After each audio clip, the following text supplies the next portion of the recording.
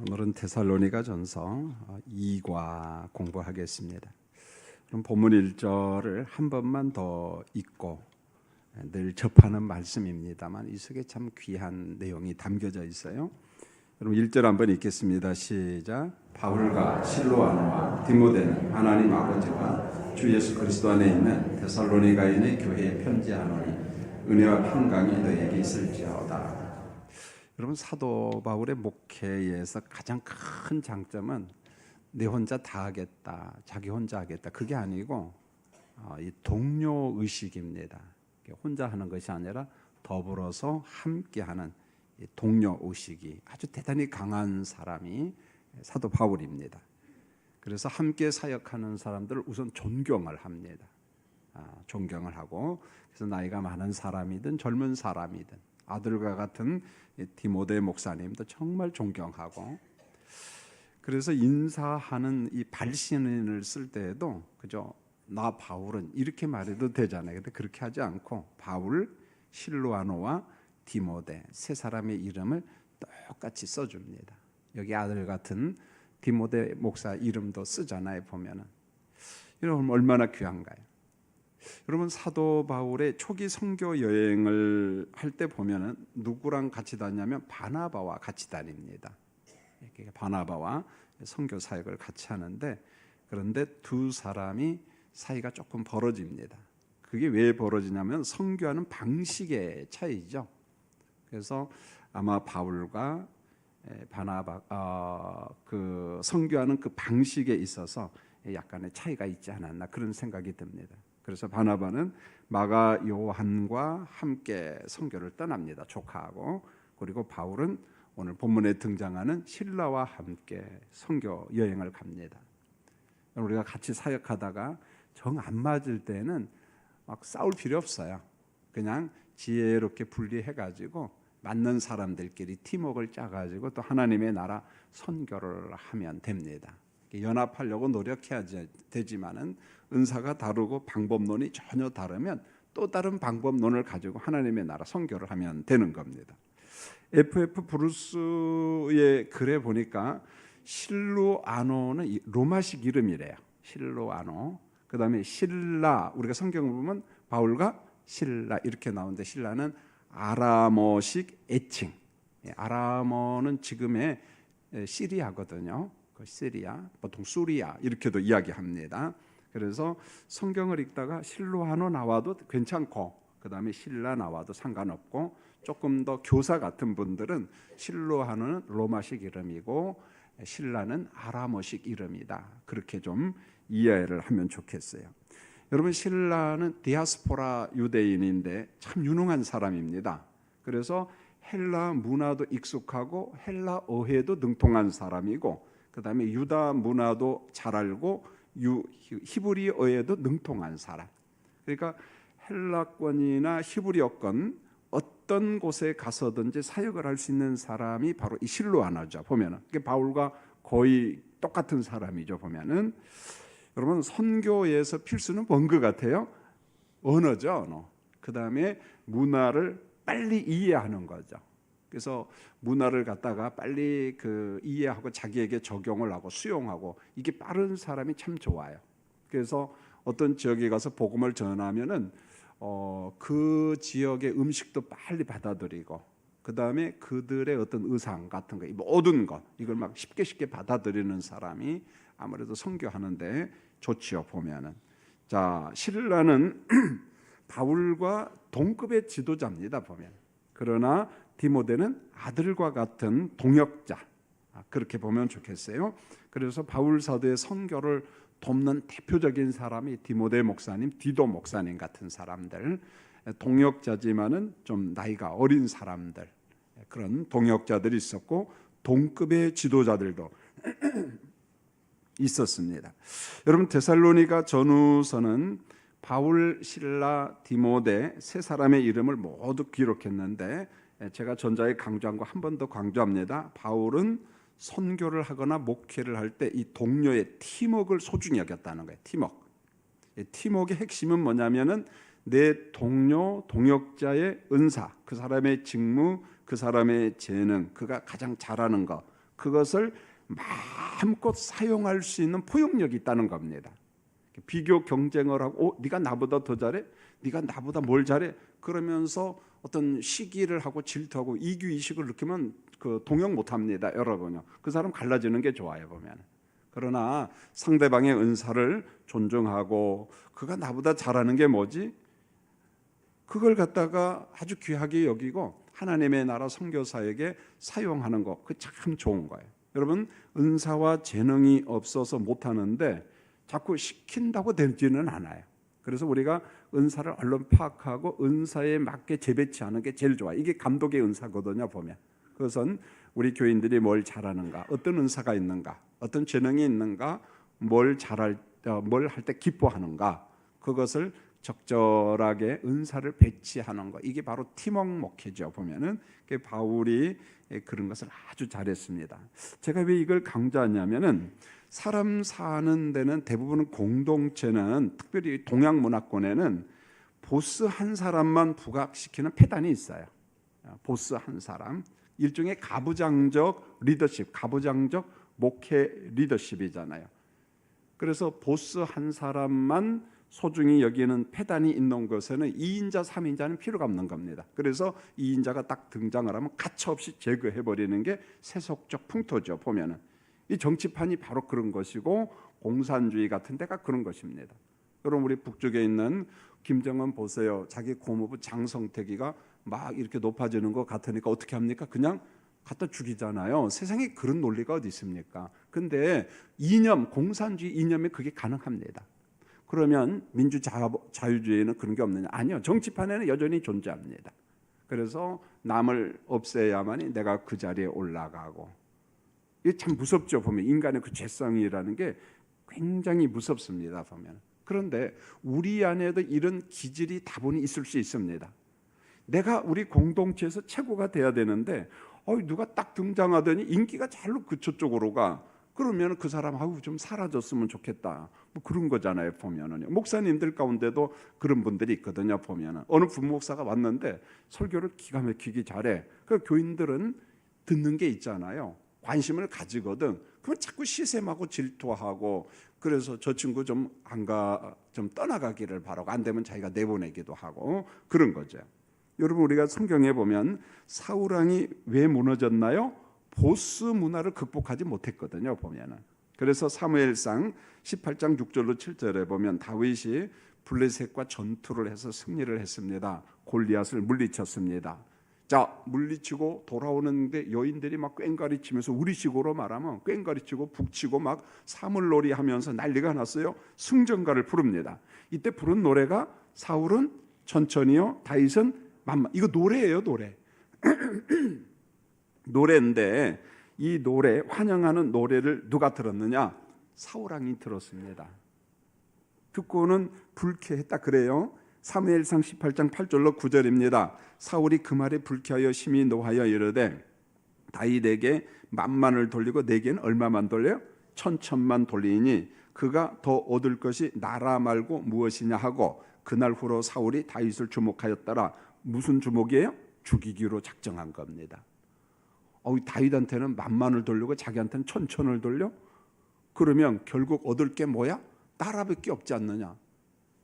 이 묘합니다. 사람이 보면은. 아니 지금 여인들이 승전가 부르고 환영가 부르고 참 잘했습니다. 막 박수치고 사물놀이하고 어서 오세요. 잘했습니다. 노래 부르는데 노랫말에 상처를 받는 거예요. 보면은. 노랫말에. 여러분 사울 왕의 마음에 다윗에 대한 시기심, 질투, 미움이 가득 차니까 성경에 그런 말이 나오잖아요. 사무엘상 18장 10절에 악령이 사울에게 힘있게 내렸다. 그래서 뭐가요? 악령이, 사탄이 힘있게 내렸다. 그렇게 표현합니다. 여러분 이 말이 주는 게 뭘까요? 사울은 시기심을 극복치 못하고 죽을 때까지 다윗을 죽이려고 아주 비참하게 인생을 살았는데, 여기에서 우리가 이걸 적용해야 됩니다. 내 마음속에 시기심이 가득 차고 미움이 있고 분노가 있고 원망이 있고 섭섭함이 가득 차면 누가 공격해 들어와요? 악령이, 사탄이. 그래서 이 미움, 분노 이런 것은 일종의 우리 심령에 있는 쓰레기와 같은 거거든요. 그러니까 거기에 쓰레기는 쥐하고 바퀴벌레가 좋아하잖아요. 그래서 사탄도 좋아한다는 거죠. 이게 사울 왕이 그런 마음을 가졌을 때 악령이 사울에게 힘있게 내려가지고 사울의 심령을 확 휘어잡아요. 그래서 평생 죽을 때까지 길보아 산에서 전투하여 죽을 때까지 누구 쫓아다녀요? 다윗 잡으려고 쫓아다니잖아요. 보면은요, 비참하잖아요. 여러분도 마찬가지예요. 저도 마찬가지입니다. 내 마음에 섭섭함과 원망과 시샘과 질투와 미움이 들어오면 어느 사람으로 인하여, 그럼 그래요. 저 친구 안 가냐? 눈치도 없네. 교회가 뭐 석간중앙교회만 있냐? 다른 교회로 좀 가지. 아유, 꼴도 보기 싫어. 그러면서 잡히는 거예요. 자꾸 사로잡히는 겁니다. 그러면은 그 사람의 노예가 되는 거예요. 여러분, 용서가 왜 용서를 구하는 줄 아세요? 내가 용서해야지 내가 자유함을 누려요. 상대방은요, 신경도 안 써요. 그러잖아요. 나는 그를 사랑하는데 그는 그저 눈치코치도 없어요. 보면 관심도 없어. 그러니까 내가 용서해야지 내가 자유함을 누리는 거예요. 스트레스 받지 않고 건강을 유지할 수가 있는 거예요. 그래서 오늘 이 팀워크, 공동체를 소중히 여기는 사도 바울을 보면서, 단순한 이름이지만은 그러잖아요. 바울과 실로아와 디모데는 이렇게 이야기합니다. 그래서 우리가 누군가를 다 존중히 여겨주고, 옆 사람의 은사를 소중히 여겨주고, 그도 참 귀한 사람. 그렇지 않고 자꾸 시샘의 관점, 미움과 분노의 관점에서 보면은 우리 안에 심령이 막지 못해요. 정결하지 못해요. 누가 좋아해요? 사탄이 좋아해요. 악령이 좋아한다는 거죠. 그래서 그쪽 방향으로 자꾸만 우리를 몰고 간다는 거예요. 자, 이제 시기심을 극복치 못하고 무너진 사람, 또 대표적인 사람 들려면 가인이잖아요. 가인. 그래서 창세기 4장과 요한일서 3장 12절을 보면 형 가인은 동생 아벨을 시기했습니다.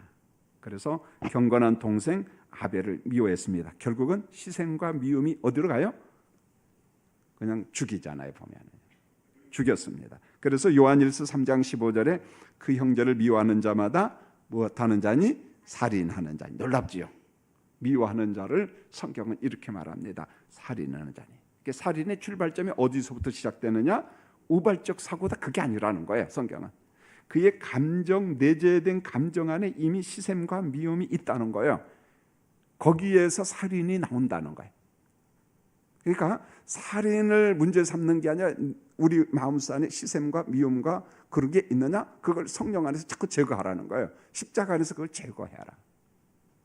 여러분, 혹시 여러분 심령 속에 누구 미워하는 사람이 있나요? 성령 안에서 제거하기를 원합니다. 예. 아멘 하는 사람 꼭 제거하시기 바랍니다. 자, 성도들이 사람에 대한 시기, 질투, 미움을 극복하는 방법이 없을까요? 왜요? 있지요. 상대방의 은사와 직무와 재능을 인정하는 것, 수용하는 것. 그래서 그 사람의 은사와 그 사람의 직무는 하나님이 주신 선물이다. 그러면 동시에 그 성령은 내게도 주신 바 은사가 있을까요? 없을까요? 있습니다. 내게 주신 은사, 직무, 재능에 감사하고 자족하는 그 마음, 그러면 마음에 여유가 생겨요. 비교 경쟁하는 게 아닙니다. 당신 그거 잘해? 잘해. 난 이거 잘하니까. 시샘하지 않습니다. 절대 시샘하지 않아요. 내 마음이 성령의 지배를 받고 통치를 받을 때 그런 것을 능히 극복할 수가 있습니다. 그래서 동료를 존중하는 이 바울의 의식, 바울의 마음은 성령의 열매예요. 바울 안에 이런 마음이 있거든요. 그것은 일종의 하나님이 바울에게 주신 선물입니다. 마음의 여유 같은 거. 그래서 우리가 옆에 있는 교인들을 볼 때, 누군가를 볼 때 누가 찬양할 때 참 잘합니다, 이런 훈련이 중요합니다. 어느 성가대가 찬양을 하면 참 잘한다, 자 이렇게 칭찬해주고, 누가 기도하면 은혜를 받아요, 이렇게 좀 격려해주고, 그리고 갈수록 예뻐져요, 또 이렇게도 해주고, 오늘 설교 말씀 은혜 무척 받았습니다, 이렇게도 좀 해주고. 그저 겉으로는 말을 안 해주면 속으로는 그것도 설교야, 막 그런 눈치 보이면 안 된다는 거죠. 우리 집사님은 만만이야, 이렇게. 자, 옆 사람 보고 집사님은 만만이에요, 권사님은 만만이에요. 시작.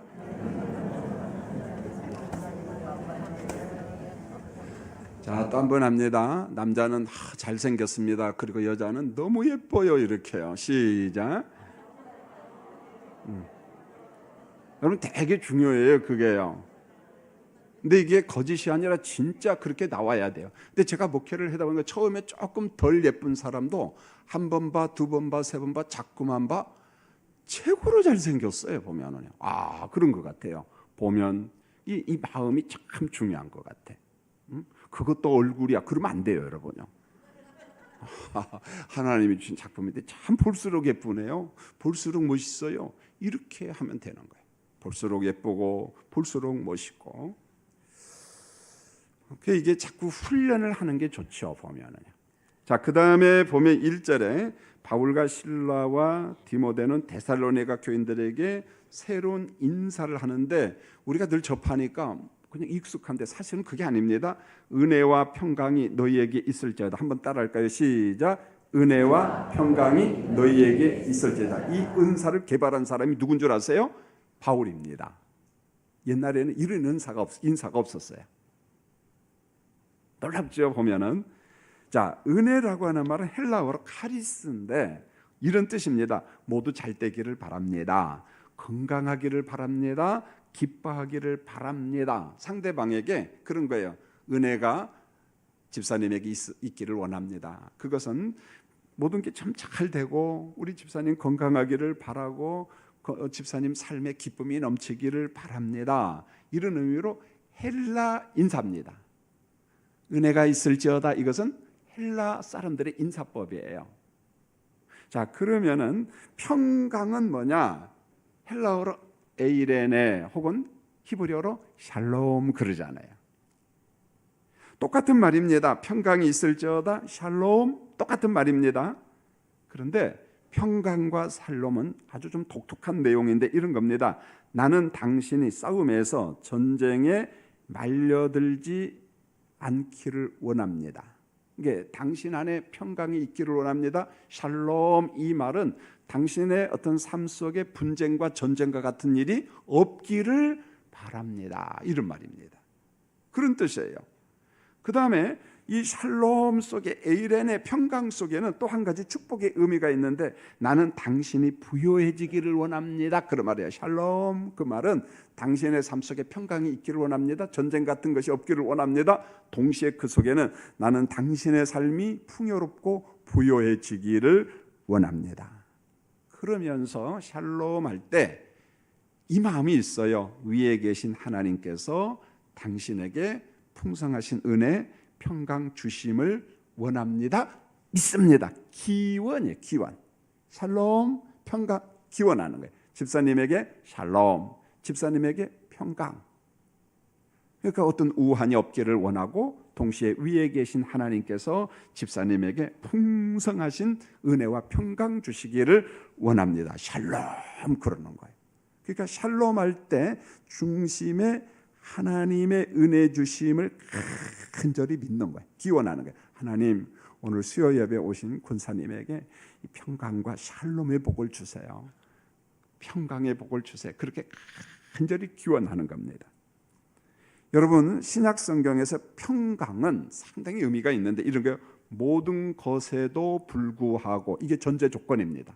모든 것에도 불구하고 당신에게 평강이 있기를 원합니다. 이 말은 이런 겁니다. 모든 갈등에도 불구하고 평강이 있기를 원합니다. 흑암과 혼잡한 환경 속에서도 샬롬, 평강 그런 말이에요. 그런데 이게 가능할까요? 가능합니다. 여러분 창세기 1장에 하나님 믿나요? 창세기 2장 3장에 하나님 믿습니까? 늘 강조합니다. 1장에 하나님 엘로힘 하나님 장엄하신 하나님 우주 만물을 창조하신 하나님 2장 3장에는 여호와 하나님 신실하신 하나님 자기가 약속한 것을 꼭 지키시는 하나님 그 하나님께서 그럼에도 불구하고 모든 것에도 불구하고 그 백성에게 뭘 준다는 거예요? 평강, 샬롬. 자기 백성에게 위에 계신 하나님께서 은총을 수여하는 거예요. 임하시는 평강이에요. 내가 쟁취하는 게 아니라 위에서 평강을 주는 거예요. 기원하는 거예요. 너무너무 중요한 거예요. 자, 정리합니다. 은혜는 헬라식 인사입니다. 카리스는 헬라식 인사고 에이렌의 샬롬 평강은 어디식 인사예요? 유대인식 인사입니다. 이것을 통합한 사람이 누굽니까? 바울이 뭐라고 이야기합니까?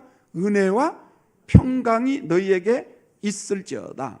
전에는 어떻게 은혜가 있을지어다, 평강이 있을지어다 그랬는데 바울은 그걸 통합해 버렸어요. 은혜도 있고 평강도 있고 너희에게 있기를 원합니다. 이게 새로운 기독교적 인사법입니다. 우리가 늘 접하니까 은혜, 평강 그게 뭐 붙어 있는 거 그게 그거 아니야 그런데 그렇지가 않았다는 거예요. 은혜, 헬라식 인사법, 평강, 샬롬, 히브리식 인사법, 그 다음에 새로운 인사법, 은혜와 평강이 여러분에게 있을지어다. 기독교적 인사법입니다. 그래서 우리는 인사할 때 은혜와 평강이 권사님에게, 집사님에게 있기를 원합니다. 그렇게 해야 돼. 은혜와 평강이 있기를 원합니다. 여러분, 데살로니가 교회는 핍박 중에 있고 가난한 교회였어요. 바울과 실라와 디모데는 확신했습니다. 그들이 어려웠지만은 위에 계신 하나님께서 데살로니가 교인들에게 무엇 주는 것을 믿었어요? 은혜도 주시고 샬롬도 주시고 이것을 믿은 겁니다. 은혜는 원인이에요. 원인. 평강은 열매입니다. 이게 무슨 말입니까? 하나님의 은혜를 받은 사람은 받은 곳에는 무슨 열매가 맺는 거예요? 평강의 열매가 맺는 거예요. 은혜가 임하면 평강의 열매가 열려요. 여러분의 가정 속에 하나님의 은혜와 평강 주심을 원합니다.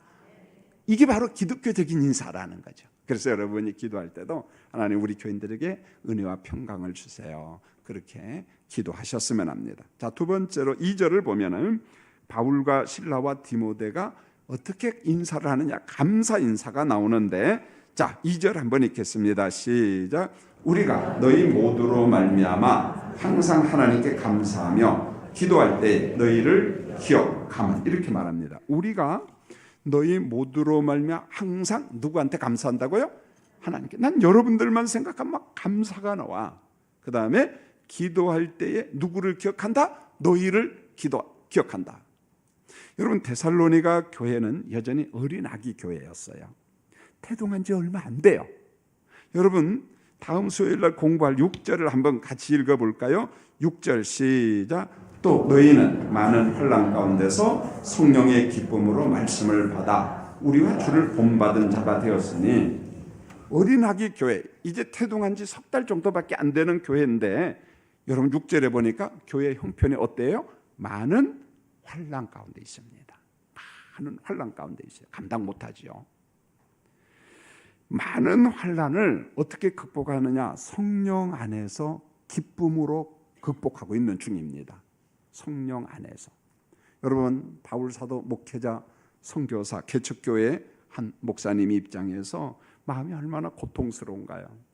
데살로니가 교회가 어려운데 평강이 있어야 되는데, 그런데 한편으로는 너무 감사하는 겁니다. 그래서 기도할 때마다 나는 항상 누구를 생각한다? 데살로니가 교인들 여러분들을 생각하는 중입니다. 기도할 때마다. 여러분 따라할까요? 기도는 너희를 기억하는 것이다. 기도는 뭐다? 상대방을 기억하는 거예요. 아주 중요한 겁니다. 여러분, 기도를 통해서 가족을 기억하고 구역 식구를 기억하고 전도의 식구를 기억하고 저 멀리 있는 선교사님을 기억하고 내가 알고 있는 목사님들을 기억하고, 기억하면서 하나님 그 사람에게 은혜와 평강 주시기를 원합니다.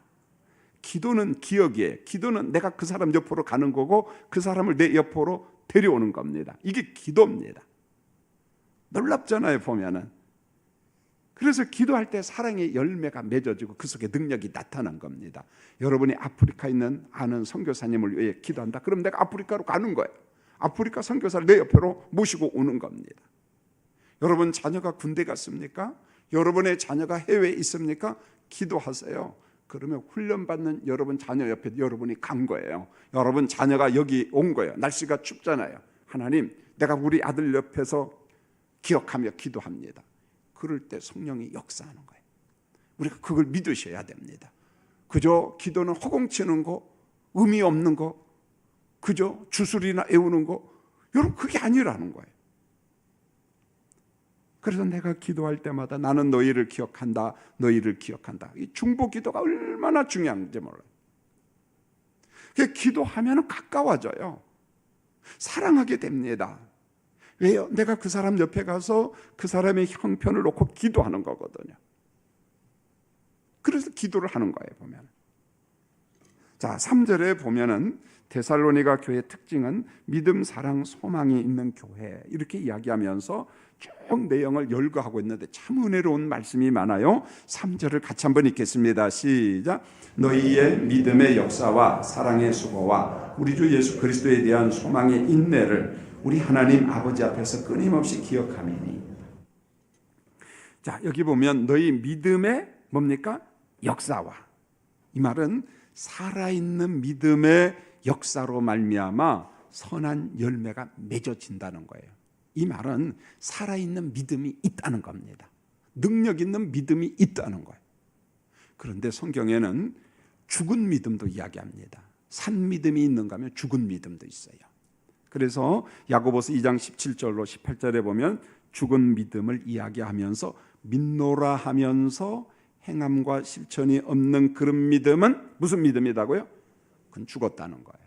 자, 믿음에는 두 가지가 있어요. 무슨 믿음? 살아있는 믿음도 있고 무슨 믿음도 있어요? 죽은 믿음도 있습니다. 여러분의 믿음이 산 믿음 되기를 원합니다. 충성된 믿음 되기를 원합니다. 우리의 믿음이 죽으면 안 된다는 거죠. 행함 없는 믿음? 그건 죽은 거다. 야고보 기자가 그렇게 이야기합니다. 그 다음에 3절에 보면 사랑의 수고와 이렇게 말합니다. 사랑은 뭐라고요? 수고예요. 여러분, 입술과 말로만 사랑하고 헌신하고 봉사하는 것은 쉬워요. 우리는 그들을 일컬어 말쟁이라고 이야기합니다. 그러나 대가를 지불하지 않는 사랑의 수고는 진정한 사랑이 아니라는 거예요. 사랑의 수고입니다. 사랑은 수고스러움이에요. 자, 우리가 하나님을 사랑한다, 이웃을 사랑한다, 주님의 교회를 사랑한다, 수고입니다. 그래서 누가복음 10장 27절에 보면 이렇게 말씀했어요. 내 마음을 다하고 목숨을 다하고 힘을 다하고 뜻을 다하고 누구를 사랑하라? 주 너희 하나님을 사랑하라. 그런 사랑 그대로를 가지고 또 누구를 사랑하라? 내 이웃을 누구처럼? 내 몸처럼 사랑하라. 할렐루야. 내 몸처럼 사랑하라. 여러분, 내 몸처럼 사랑한다는 거 알잖아요. 여러분, 내 몸이 아플 때 뭐 만사가 귀찮잖아요. 내가 내 몸을 지키잖아요, 보면은. 여러분, 선교와 봉사도 수고예요. 식당 봉사 수고잖아요. 구역교사 수고예요. 오늘 성가대 33명 왔는데 수고입니다. 그래서 여러분 감사해요, 너무. 지난주에는 34명 왔던 것 같은데, 그렇죠? 한 명 어디 갔어요? 수고라는 거예요, 수고요. 왜요? 이 수요 예배를 오기 위해서 그저 집안 설거지하고 뭐 이것저것 다 하고 준비하고 오거든요. 그렇지 않으면 까마득하게 잊어버립니다. 그러는 거예요. 군사님 어디 갔다 와? 수요 예배 갔다 와. 오늘 수요일이야? 이럽니다, 보면은요. 기억도 못해요, 보면은요. 여러분, 감옥에 간 교인들을 돌보고 그들에게 피난처를 제공한다. 초대교회는 그랬잖아요, 보면은요. 수고거든요. 그래서 오늘 이렇게 말하는 거예요. 사랑의 수고와 이렇게 말합니다. 사랑은 수고하는 거다. 섬김은 수고하는 거예요. 자, 그 다음에 보면은 우리 주 예수 그리스도에 대한 소망의 인내를 이렇게 말합니다. 인내를 이야기합니다. 여러분, 데살로니가 교회는 환난이 있었어요. 핍박 받았습니다. 감옥에 갔습니다. 난관이 있을 때 무기력하게 무너지지 않았다는 거예요. 체념하거나 포기하지 않았다는 거예요. 어떻게 했느냐면 믿음의 지요 온전케 하시는 주님을 소망하면서 인내했어요. 힘들지만은 참았다는 거예요. 성령 안에서. 주님의 나라를 소망하고 예수 그리스도의 재림을 소망하면서 지금의 재난, 지금의 환난을 꿋꿋하게 인내했다는 거예요. 이걸 바울이 보고 너무너무 감사하잖아요. 자, 그 다음에 보면은 우리 하나님 앞에서 끊임없이 기억함이니 이렇게 말했어요. 끊임없이 나는 데살로니가 교인들을 기억한다. 우리 하나님 앞에서 그러면은 끊임없이 기억하는 동기가 뭐냐? 그게 뭐냐? 세 가지. 믿음, 사랑, 소망을 항상 기억하면서 신앙생활하고, 그것은 데살로니가 교인도 마찬가지고 바울도 마찬가지고 우리도 마찬가지입니다. 항상 믿음, 사랑, 소망을 기억하면서 신앙생활해야 되고. 자, 그리고 이제 4절에 보면 하나님의 택함 교리가 나오네요. 택함 교리. 자, 4절 한번 읽겠습니다. 시작. 하나님의 사랑하심을 받은 형제들아, 너희를 택하심을 아노라. 데살로니가 교인들은 하나님으로부터 사랑받고 있는 교회. 자, 이들은 하나님의 선택을 받은 교회의 교인들, 은혜 받은 교회 교인들, 그렇게 이야기해요. 여러분, 우리가 선택교리, 견인교리 들었잖아요. 기독교 교리 공부를 하면서. 이제 금년에는 우리 장로님들 1기, 시모집사 2기, 3기 이렇게 쭉 해서 한 13주씩, 그러면 26개 과 다시 한번 교리 공부를 하려고 합니다. 이미 주일날 대예배 시간에 제가 설교를 한 거고요. 그걸 다시 정리를 해서 어떻게든지 배워야 되겠다.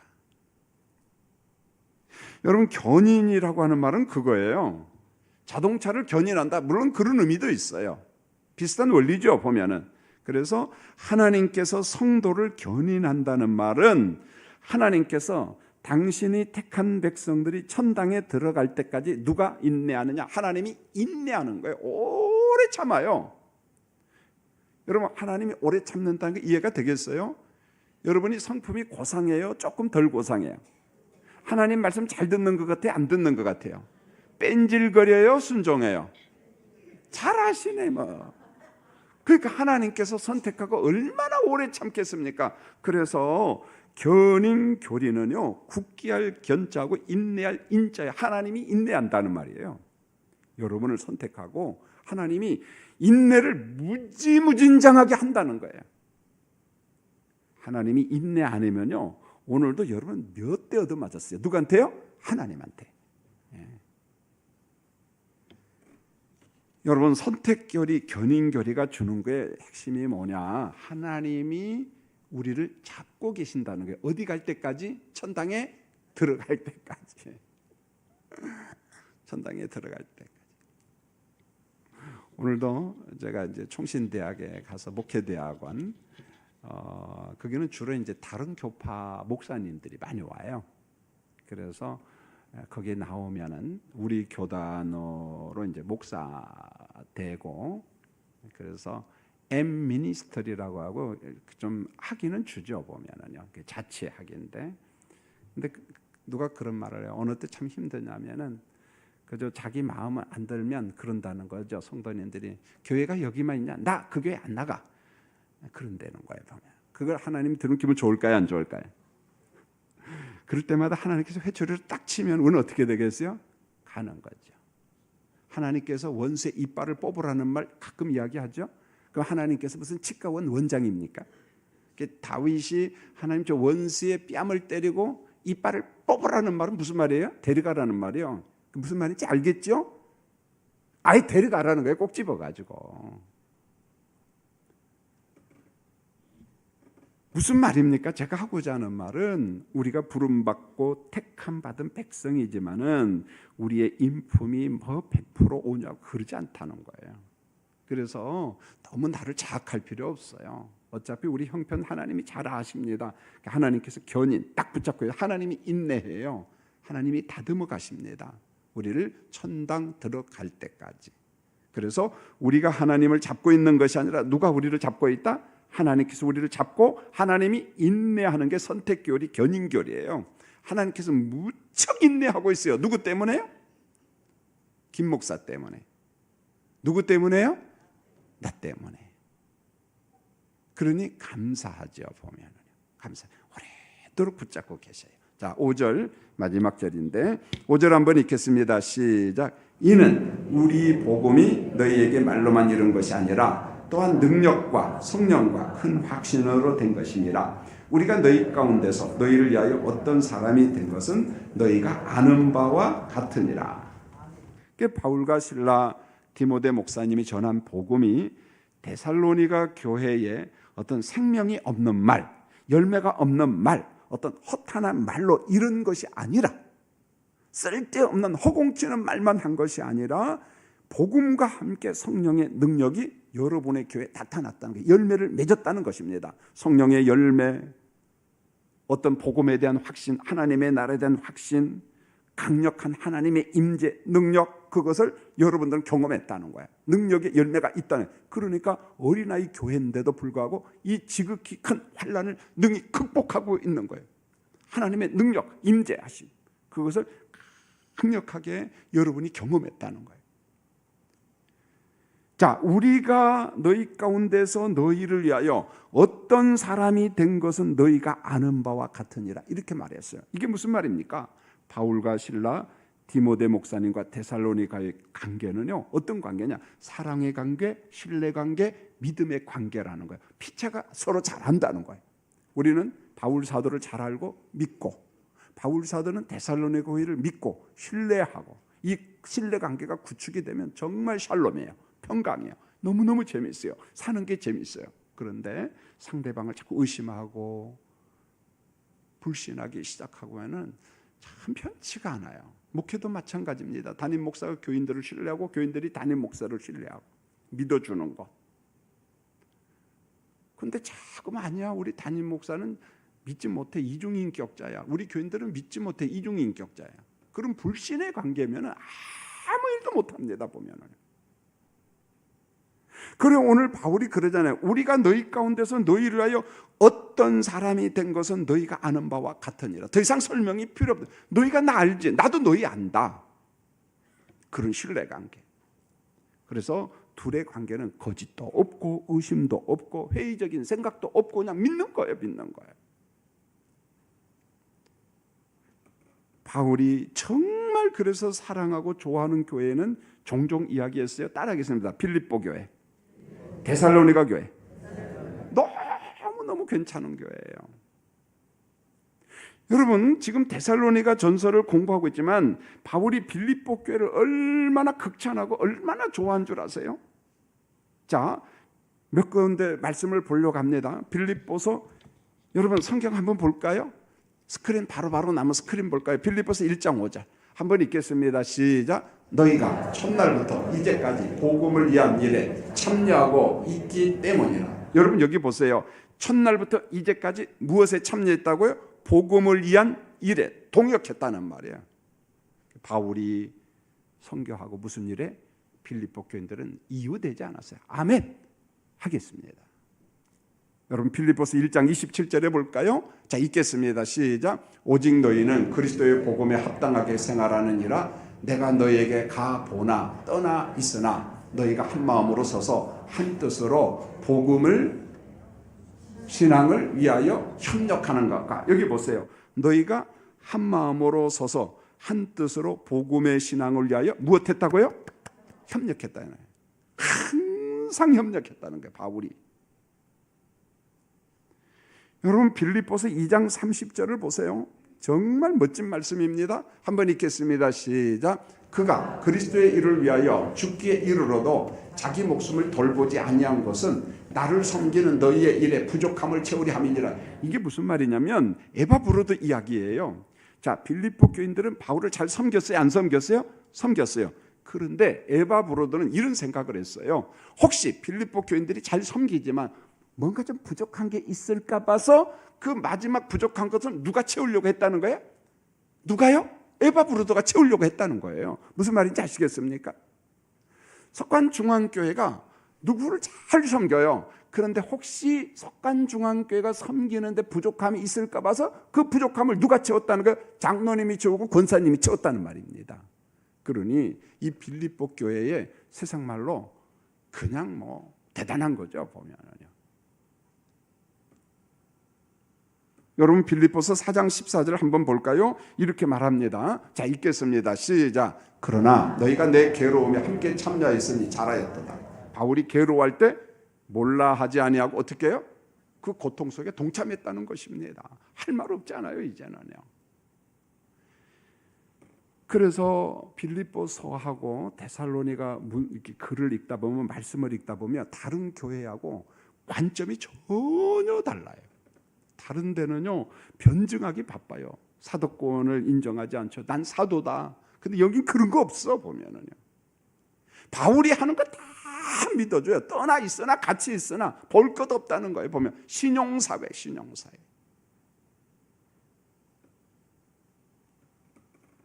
여러분 가정에도 그런 것 같아요. 남편, 아내, 부부 사이도 서로 믿어주고, 아유 저 인간 또 다른 주머니 분명히 찼어. 뭐.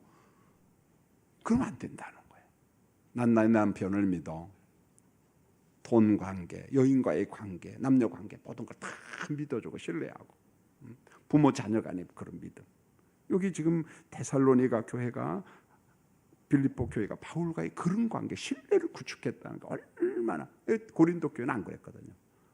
막 의심하고, 바울은 뭐 설교도 못하면서 그저 막 별소리 다 하고, 그러니 어떻게 그 교회에서 목회합니까? 그런데 성령께서 붙잡으셔요. 바울은 그래도 해야 된다. 오직 했으면 아볼로, 바울, 고린도 교인들이 좋아했거든요. 사도 바울이요, 아볼로 좀 다시금 보내주세요. 그러니까 아볼로 목사 좀 가. 그러니까 아볼로 목사 가요, 안 가요? 나 안 가. 나 그 교회 안 가. 그래 버리잖아요. 우리 석간중앙교회는 서로를 신뢰하는, 여러분 간곡히 부탁합니다. 우리 교회 목회자들을 여러분들이 좀 존경해주고 섬겨주고 사랑하고 중보기도 해주시기 바랍니다.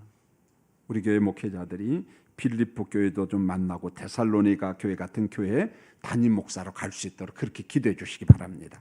난 우리 교회 부목사님들이 어디 선보러 가는데 3배수 안에 들어갔다, 이 말은 강단에서 설교할 기회를 줬다는 말이거든요. 저는 통성 기도할 거예요. 그날 설교하러 가면 전 교인들, 우리 목사님 그 교회 담임 목사 되게 해주세요. 할렐루야. 눈치 보고 자식할 게 뭐가 있습니까? 우리 교회에서 훈련받은 목사님이 다른 교회, 좋은 교회 담임 목사로 가도 우리가 같이 기도해주고 박수 쳐주고 격려해주고 목회 잘하라고 해줘야 되고, 그러지 않겠습니까? 그래서 우리 성도님들이, 우리 교회 교역자들 이제 배우는 과정에 있어요. 이제 목사 1년차 2년차 있습니다. 제가 볼 때도 부족한 점이 참 많이 있습니다. 그러나 10년 후를 내다보고 20년 후를 내다보는 거예요. 저런 가능성이 있구나. 또 훈련하고. 그래서 좋은 목회자가 되도록 여러분들이 섬겨주고, 여러분들이 이렇게 인정해주고, 그리고 그가 설교할 때 아멘 해주고, 설교 마치고 나오면은 은혜 무진장하게 받았다고 이야기해 주시고. 할렐루야. 참 인색하네. 좀 아멘 좀 해요, 여러분요. 그렇게 해서 격려하고 좋은 목회자를 만들어 가는 겁니다. 이제 말씀을 맺겠습니다. 한 가지만 꼭 기억할까요? 기도는 그 사람을 무엇하는 거다? 기도는 기억하는 거다.